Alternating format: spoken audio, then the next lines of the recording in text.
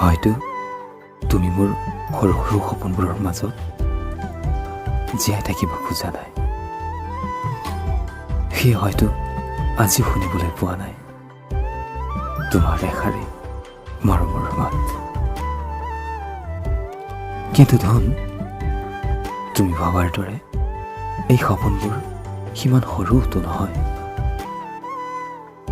জীয়াই থাকিবলৈ যিমানখিনি সুখ, যিমানখিনি মৰমৰ প্ৰয়োজন, সিমানখিনি মৰম, সিমানখিনি সুখ এই সপোনবোৰত বিচাৰিলেই পোৱা যায়। ভাবি চাবাচোন ধন, পিয়াহ গুচাবলৈ সাগৰ সমান পানীৰ কোনো প্ৰয়োজন নাই।